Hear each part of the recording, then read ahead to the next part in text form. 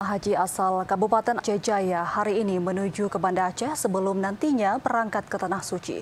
Calon jemaah haji tahun ini berjumlah 51 orang yang ikut dilepas oleh pemerintah setempat di Masjid Nyak Sandang, Lamdong.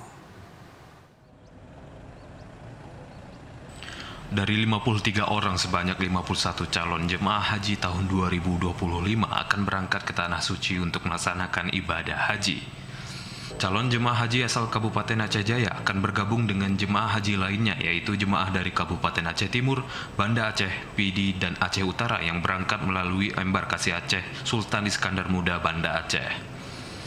Untuk diketahui, calon jemaah haji asal Aceh Jaya akan masuk asrama haji pada Minggu 18 Mei 2025 pukul 8 waktu Indonesia Barat, kemudian akan berangkat ke Tanah Suci pada Senin 19 Mei 2025 pukul 9.25 waktu Indonesia Barat dan tiba di Jeddah Senin 19 Mei 2025 pukul 13.30 waktu Arab Saudi.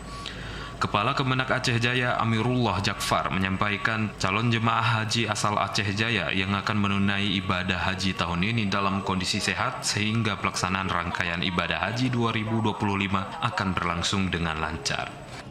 Tahun ini mendapat jemaah haji 53 orang, 51 orang kita berangkat pada hari ini pukul 12. Insya Allah hari ini kita sudah mulai berangkat dari Tenom, sudah dikumpulnya di Masjid Bepiza. Kemudian nanti titik kumpul terakhir di Aceh Jaya di Masjid Nyak Sandang di Lamdong.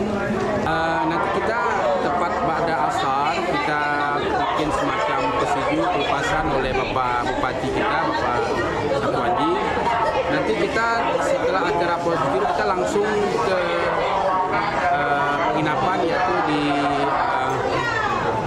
Hotel Kuara Raja. Pada keberangkatan calon jemaah haji asal Aceh Jaya, pihak Kemenak setempat ikut mengucapkan terima kasih kepada pemerintah yang telah memfasilitasi dan membantu para jemaah sebelum menuju ke Tanah Suci untuk melaksanakan ibadah haji. Dari Aceh Jaya, Musliadi, TVRI Aceh melaporkan.